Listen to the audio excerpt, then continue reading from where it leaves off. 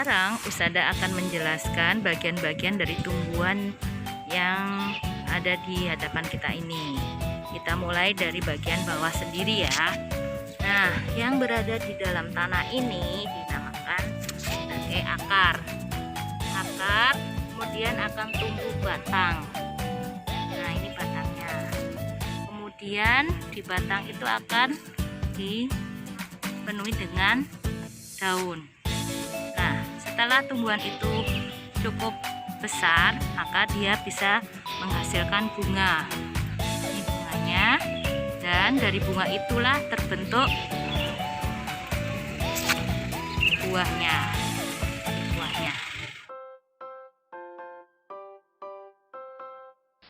Dari video singkat tadi, hari ini kita akan belajar bagian tumbuhan, fungsi, dan jenisnya.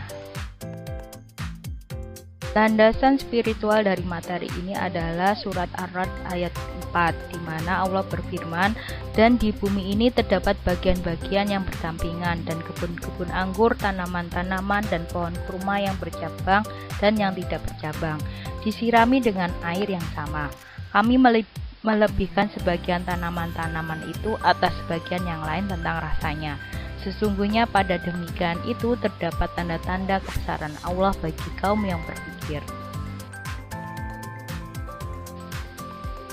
Bagian utama tumbuhan terdiri dari akar, batang, daun, bunga, buah, dan biji. Fungsi dari bagian-bagian tumbuhan tersebut adalah akar berguna untuk menyerap air dan bahan-bahan makanan. Batang berguna untuk mengalirkan air dan bahan-bahan makanan dari akar ke seluruh bagian tumbuhan. Daun berguna untuk membuat makanan. Bunga berguna untuk perkembangbiakan. Buah berguna sebagai tempat menyimpan cadangan makanan untuk cikal bakalnya. Sedangkan biji berguna untuk cikal bakalnya tumbuhan. Sekarang kita akan mengenal jenis-jenis bagian tumbuhan. Jenis-jenis akar berdasarkan bentuknya dibagi menjadi dua. Ada akar tunggang dan akar serabut. Akar tunggang merupakan akar utama tegak ke bawah dan keluar cabang akar. Akar tunggang ini dimiliki oleh tumbuhan dikotil atau bisa membelah menjadi dua. Dan yang akar serabut merupakan akar yang keluar dari pangkal utama dan bergerombol seperti rambut. Akar serabut ini dimiliki oleh tumbuhan monokotil atau tidak bisa dibelah. Untuk jenis-jenis akar berdasarkan fungsinya dibagi menjadi 4. Ada akar gantung, berfungsi untuk mengambil uap air dari udara, dimiliki oleh tumbuhan seperti beringin. Yang kedua, akar nafas, berfungsi untuk bernafas dan mengeluarkan garam, dimiliki oleh tumbuhan seperti bakau.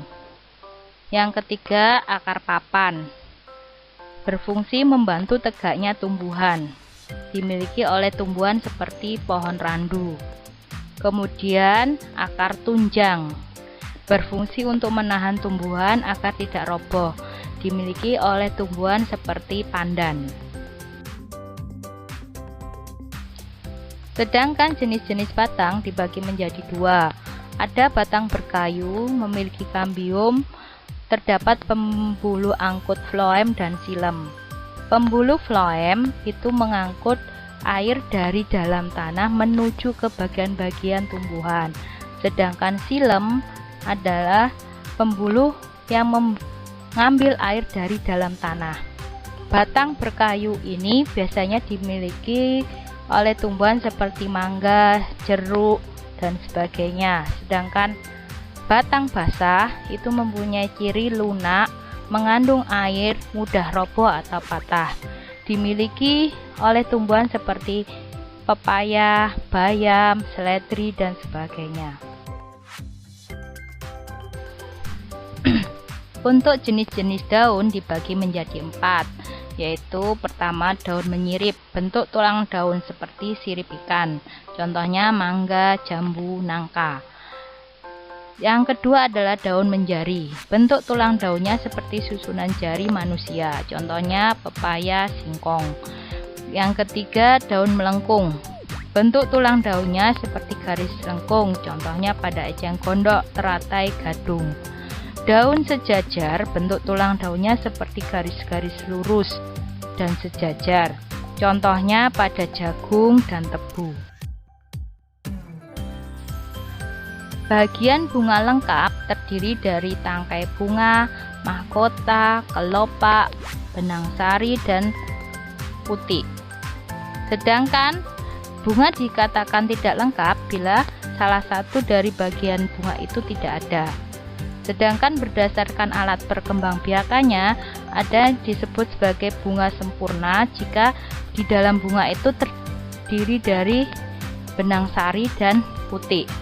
Dikatakan bunga jantan jika dalam bunga itu hanya terdapat benang sari, dan bunga betina jika di dalam bunga itu hanya terdiri dari putik. Dan bagian yang terakhir adalah buah. Di buah terdiri dari 3 bagian, yaitu kulit buah, daging buah, dan biji. Bagian daging buah ini yang biasa kita konsumsi yang terasa manis maupun asam. Selamat belajar, semoga kalian selalu diberi kemudahan untuk mempelajarinya. Wassalamualaikum warahmatullahi wabarakatuh.